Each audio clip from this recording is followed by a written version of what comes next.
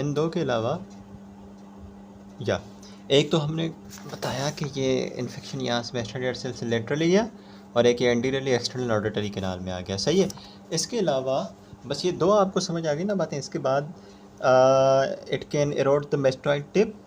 अब एक तो आपने देखा लेटरली सब पेरियोस्टल बना दिया, एंटीरियरली एक्सटर्नल ऑडिटरी कैनाल में आ गया। इसके अलावा तीसरा number 3 where it can go into the sheath of posterior belly of the digastric muscle.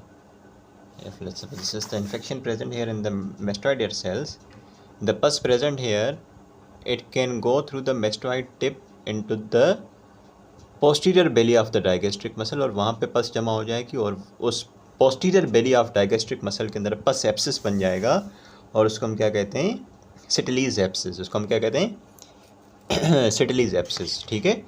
Also the pus from these cells, these mastoid hair cells, pus can extend into the sheath of the sternocleidomastoid muscle as well और फिर वहाँ पे जो एप्सिस बनेगा उसको हम क्या कहेंगे, बिजॉल्ट एप्सिस। ठीक है। इसके अलावा पस from this mastoid hair cells can extend into the posterior root of the zygoma और वहाँ पे zygomatic एप्सिस बन जाता है। पस can also extend into the petrous apex of the temporal bone और वहाँ पे क्या बनता है, Politzer's abscess। ठीक है।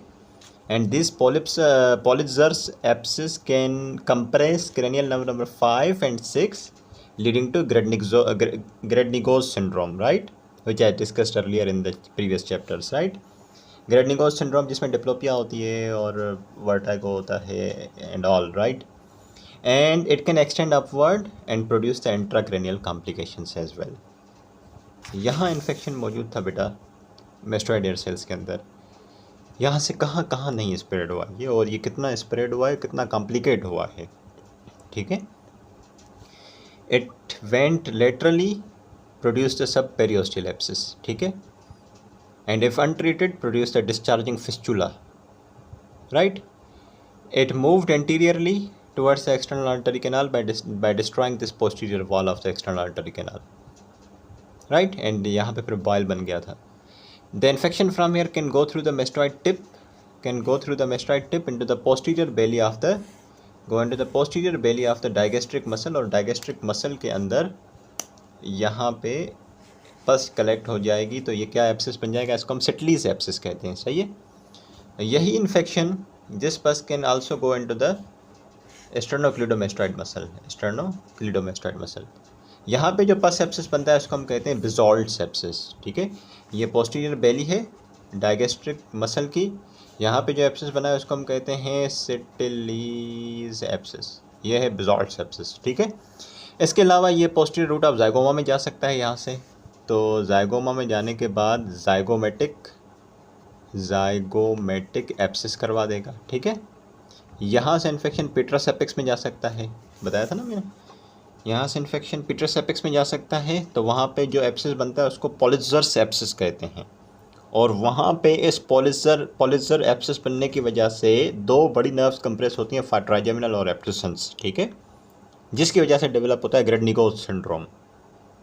उसके अलावा अब ये और ऊपर जा सकता है, क्रेनियम के अंदर जा सकता है, ड्यूरामेटर को इन्वॉल्व कर सकता है। फिर वो एक्स्ट्रा क्रेनियल कॉम्प्लिकेशंस नहीं रहेंगी, ये सारी एक्स्ट्रा क्रेनियल कॉम्प्लिकेशंस हैं, जैसे कि आपके इस सब पेरियोस्टल एप्सिस का बनना, डिस्चार्जिंग फिस्टुला का बनना, एक्सटर्नल ऑडिटरी कैनाल का इन्वॉल्व होना, इस सिटलीज एप्सिस का बनना, क्या कहते हैं इसको, बिजॉल्ट एप्सिस का बनना, जाइगोमेटिक एप्सिस का बनना, ये जो आपका पॉलिज़र्स एप्सिस है, ये सारे एक्स्ट्रा क्रेनियल कॉम्प्लिकेशंस है ना।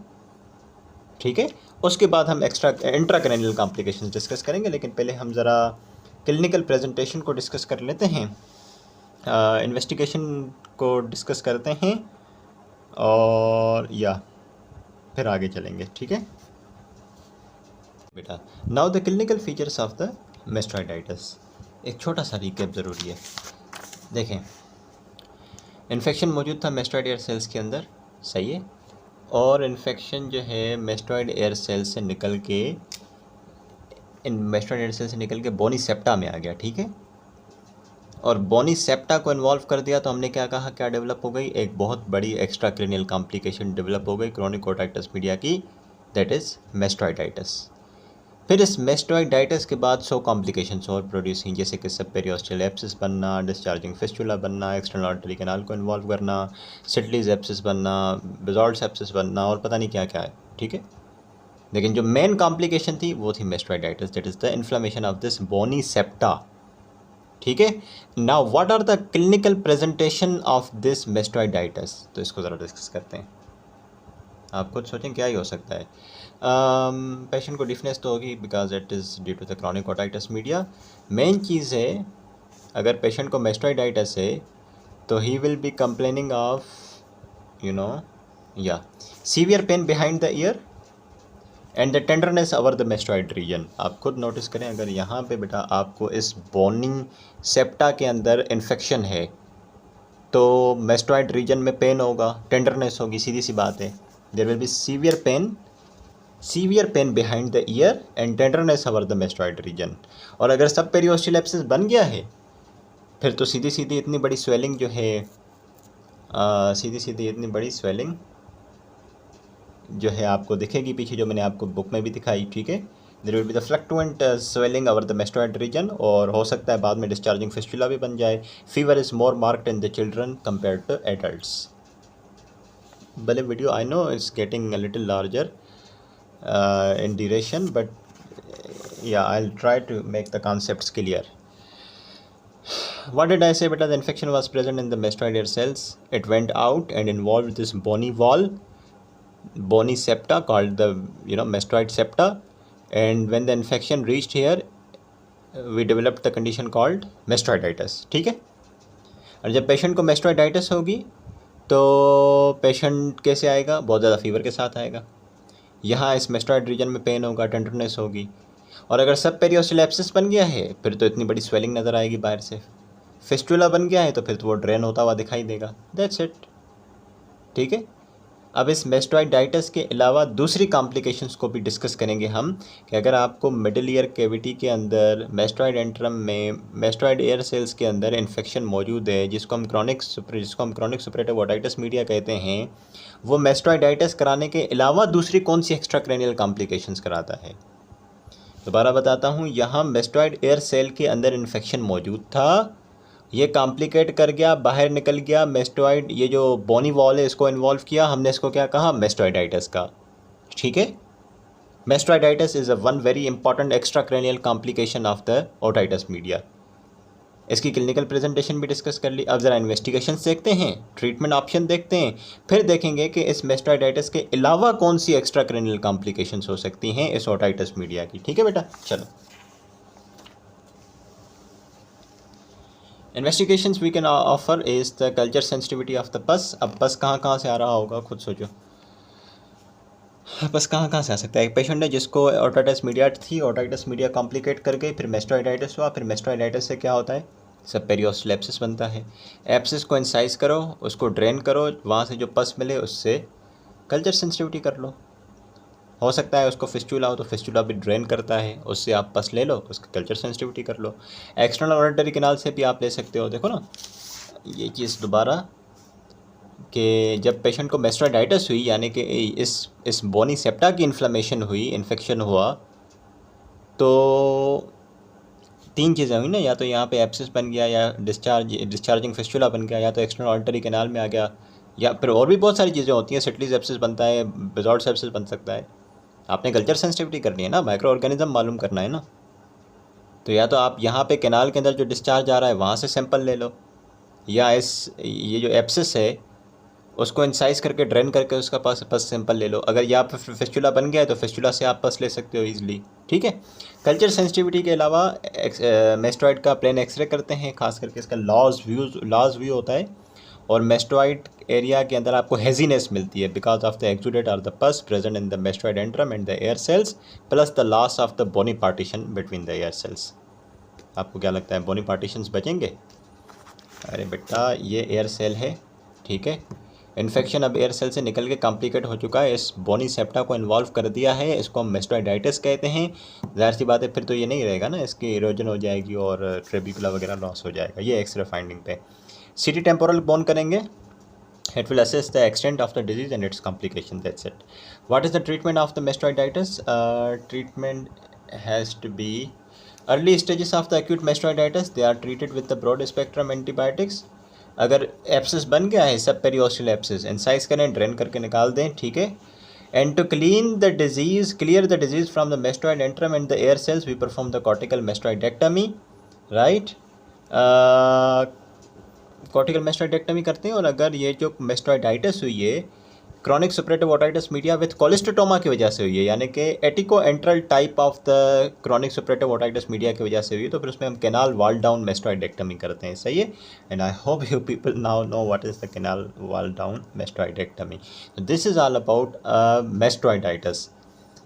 That is one very important extracranial complication of the chronic suppurative otitis media. क्यों ना एक दफ़ा दोबारा क्विकली इसको रिकैप कर लें. मेस्टोइडाइटिस को हमने क्या कहा? Quick recap with in a minute, just a minute. So this is the pinna, okay, this is the external auditory canal, this is the tympanic membrane, this is the cochlea, this is the vestibule, this is the semicircular canals, right? Okay, and this is the mastoid antrum present here. This is the tip of the mastoid. Okay, this is the lining periosteum, सबसे बाहर वाली membrane. और इस periosteum के बाहर या skin मौजूद होती है. सही है. This is the periosteum. इस periosteum के बाहर स्किन मौजूद होगी, जाहिर सी बात है, जो कि बाद में इन्वॉल्व होती है. सही है. This is the skin present. I told you that these are the okay same color. These are the mastoid air cells. The mastoid air cells, the mastoid air cells, the mastoid air cells. The cavity is called antrum, by the way, right? और in air sales के बीच में क्या होता है? बोनी septa होता है. ठीक है. जो क्रॉनिक सुपरेटिव ओटाइटिस मीडिया होती है उसके अंदर इन्फेक्शन कहाँ मौजूद होता है? इन्फेक्शन मिडिल ईयर में मौजूद होता है. इन्फेक्शन एंट्रम में मौजूद होता है, यहाँ पे होता है इन्फेक्शन, और इन सेल्स के अंदर होता है. ठीक है. और फिर क्या होता है, जब ये कॉम्प्लिकेट करता है तो इन्फेक्शन यहाँ से निकल के इस बोनी सेप्टा को इन्वॉल्व करता है, और हम कहते हैं क्या हो गई भाई? मेस्टोइडाइटिस हो गई. मेस्टोइडाइटिस का पेशेंट कैसे प्रेजेंट करेगा? कान के पीछे बहुत दर्द होगा, फीवर होगा, टेंडरनेस होगी. अब यहाँ से क्या मसले हो सकते हैं? जब एक बार ये इन्फेक्शन इसमें बोनी वॉल में आ गया, मेस्टोइडाइटिस हो गई. अब एक तो ये हो सकता है कि यहाँ से लेटरली एक्सपेंड करे, यहाँ पे सब पेरियोस्टल एब्सिस बना दे, या फिर अनट्रीटेड छोड़ दोगे तो डिस्चार्जिंग फिस्टुला बन जाएगा. दूसरी चीज़ ये हो सकती है कि यहाँ से ये एंटीरियरली एक्सटर्नल आर्टरी कैनाल में आके ये इतना बड़ा फ्रंकल बना दे, बॉयल बना दे. और ये यहाँ से कहाँ जा सकता है बेटा? आप गैस करो. यहाँ से फिर ये जा सकता है आपका पोस्टीरियर बेली डायगेस्ट्रिक मसल में, ये जा सकता है स्टेनोक्लिडोमेस्टॉइड मसल में, ये जा सकता है जाइगोमा में जहाँ पे जाइगोमेटिक एब्सिस बनता है, और कई जगहों पे जाता है. पेट्रस एपिक्स में जाता है. ठीक है. जहाँ पे ग्रेडनिगोस सिंड्रोम होता है. दैट्स इट बेटा. इन्वेस्टिगेशन कैसे करोगे? कल्चर सेंसिटिविटी करोगे ताकि माइक्रो ऑर्गेनिज्म तो पता चले, तभी तो एंटीबायोटिक स्टार्ट करोगे. कल्चर सेंसिटिविटी करने के लिए पस चाहिए. पस कहाँ से लोगे? यहाँ से ले सकते हो, एप्सिस से ले सकते हो, फिस्टुला से ले सकते हो. ठीक है. और इस मेस्टोइड का आप एक्सरे करवाओगे, यहाँ पे हेजीनेस मिलेगी पस और एक्सुडेट की वजह से, और सीटी करवाओगे टेम्पोरल बोन का. That's it. ट्रीटमेंट में एंटीबायोटिक स्टार्ट कर दोगे. ठीक है. और ब्रॉड स्पेक्ट्रम एंटीबायोटिक देते हो, फिर इसके बाद एक बार कल्चर सेंसिटिविटी आ जाती है तो फिर स्पेसिफिक एंटीबायोटिक स्टार्ट कर देते हो. सही है बच्चा. चलें. यहाँ मौजूद था इन्फेक्शन मिडिल ईयर में, ओटाइटिस मीडिया मेस्टोइड एंट्रम में था, एयर सेल्स के अंदर था. सबसे पहली कॉम्प्लिकेशन हमने क्या पढ़ी कि यहाँ से इन्फेक्शन निकल के यहाँ पे सेप्टम में आ गया. सेप्टम में इन्फेक्शन आ गया, और सॉरी हाँ बोनी सेप्टम में, उसको मेस्टोइडाइटिस कहा. ये एक्स्ट्रा क्रेनियल कॉम्प्लिकेशन है. दूसरी एक्स्ट्रा क्रेनियल कॉम्प्लिकेशन क्या है? दूसरी एक्स्ट्रा क्रेनियल कॉम्प्लिकेशन है ओटाइटिस एक्सटर्ना. चलें फ़र्ज़ करें ये मिडिल ईयर के अंदर इन्फेक्शन मौजूद है, ओटाइटिस मीडिया. ठीक है. ओटाइटिस मीडिया मौजूद है मिडिल ईयर के अंदर, जो कि ऑब्वियसली होती भी है. और आपको पता है कि क्या होता है ओटाइटिस मीडिया के अंदर? ये जो आपकी टिम्पेनिक मेम्ब्रेन है उसमें परफोरेशन हो जाती है. Central perforation in case of the tubotympanic type and the marginal perforation in case of the atticoantral type. Perforation होती है, पस जो है मिडिल ईयर से निकल के एक्सटर्नल ईयर की तरफ आती है. जब बार बार ये पस आती रहेगी मिडिल ईयर से एक्सटर्नल ईयर की तरफ, तो पस जमा होने की वजह से बाहर इन्फेक्शन नहीं हो जाएगा, क्योंकि इतनी पस रहेगी तो ऊपर से बैक्टीरियल अटैक हो जाएगा, तो ओटाइटिस एक्सटर्ना हो जाएगी. This is complication number 2. What was the complication number 1? Mastoiditis. That is, look, what is otitis media? The infection present in the middle ear, mastoid antrum, mastoid air cell. ठीक है, ये clear हो गया। पहली complication, mastoid air cell से निकल के infection इस बोनी सेप्टम में आ गया, इसको हमने क्या कहा, मेस्टॉइडाइटिस। फिर मेस्टॉइडाइटिस से 10 मसले और हुए थे, एब्सिस बना था, फिस्टुला बना था, पता नहीं क्या क्या हुआ था। दूसरी कॉम्प्लिकेशन ओटाइटिस मीडिया की, कि ये पस जो ड्रेन हो रही है बाहर आ रही है, यहाँ पे आएगी तो ओटाइटिस एक्सटर्ना करवा सकती है। ठीक है, यहाँ पे आके ओटाइटिस एक्सटर्ना करवा सकती है। तीसरी कॉम्प्लिकेशन ओटाइटिस मीडिया की क्या है, अभी बताते हैं। या thrombosis of the internal jugular vein, यहाँ पे इन्फेक्शन मौजूद है। यहाँ आपको पता है नीचे इंटरनल जुगुलर वेन होती है, तो इन्फेक्शन यहाँ से निकल के यहाँ आ सकता है और इस इंटरनल जुगुलर वेन की थ्रोम्बोसिस करवा सकता है। तो this is the complication number 3, that is the thrombosis of the internal jugular vein. अब इस दोनों को हम रीड कर लेते हैं फटाफट से। ठीक है, हाँ जी। दूसरी कॉम्प्लिकेशन ओटाइटिस एक्सटर्ना।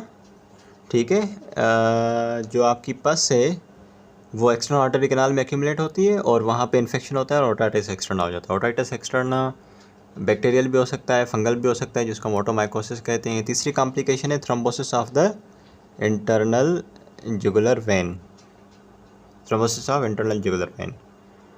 हाँ, मिडिल ईयर में इन्फेक्शन मौजूद है, वो नीचे एक्सटेंड करता है,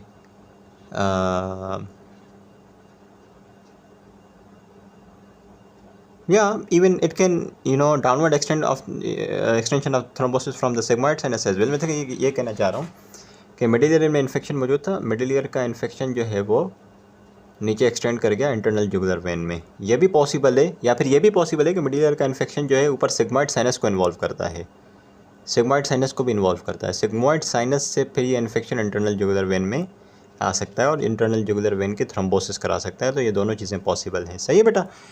इसके अलावा थोड़ा सा और अगर आगे चलें तो 2 अदद और कॉम्प्लिकेशंस हैं, extra cranial complications otitis media की, उसके बाद इंट्रा क्रेनियल कॉम्प्लिकेशंस आ जाएंगी। 2 अदद और एक्स्ट्रा क्रेनियल कॉम्प्लिकेशंस में आ जाता है, एक पेट्रोसाइटिस आ जाता है, यानी कि पीटरस एपिक्स जो है ना टेम्पोरल बोन की, उसकी inflammation. It is infrequent now, क्योंकि बड़ी अच्छी एंटीबायोटिक्स आ गई हैं तो ये इतनी बड़ी कॉम्प्लिकेशन होती नहीं है। मिडिल ईयर में इन्फेक्शन मौजूद था, ओटाइटिस मीडिया था, वो डायरेक्टली कहाँ चला गया, पीटरस बोन के अंदर, न्यूमेटाइज्ड पीटरस बोन के अंदर चला गया। सही है, petrous bone the part of the temporal bone. Patient present कैसे करेगा, ये तो पैथोलॉजी है actually. Infection confined to the petrous bone, और यहाँ से ये एक्सटेंड कर सकता है इंट्राक्रैनियली, या नीचे आ सकता है और एब्सिस बना सकता है बिहाइंड द फेरिंग्स। बात को आसान करते हैं। पेशेंट को ओटाइटिस मीडिया था, मिडिल ईयर में इन्फेक्शन था, यहाँ से निकल के चला गया पीटरस बोन के अंदर और वहाँ पे इन्फेक्शन करा दिया, उसको हम कहते हैं पेट्रोसाइटिस। इसमें कोई मुश्किल बात नहीं। मिडिल ईयर का इन्फेक्शन मौजूद था, ओटाइटिस मीडिया, ये यहाँ से कहाँ चला गया, पीटरस बोन के अंदर चला गया, उसको हम क्या कहेंगे, पेट्रोसाइटिस। सिंपल। ठीक है। अब 2 चीज़ें हो सकती हैं, या तो इन्फेक्शन पीटरस बोन के अंदर ही रहे, या तो वहाँ से बाहर एक्सटेंड कर जाए। एक्सटेंड कहाँ कर सकता है, ऊपर क्रेनियम में जा सकता है इंट्राक्रेनियली, या फिर नीचे आ सकता है और फेरिंग्स के पीछे इतना बड़ा एब्सिस बना सकता है। कोई मुश्किल बात। मिडिल ईयर में इन्फेक्शन मौजूद था, ओटाइटिस मीडिया, वहाँ से गया पीटरस बोन में, पेट्रोसाइटिस करा दी। अब या तो इन्फेक्शन पीटरस बोन में ही रहेगा, या तो बाहर निकल जाएगा, ऊपर क्रेनियम में जाएगा तो इंट्राक्रेनियल इन्फेक्शन हो जाएगा, इंट्राक्रेनियल कॉम्प्लिकेशन हो जाएगी, या नीचे आके फेरिंग्स के पीछे एब्सिस बना देगा। सही है।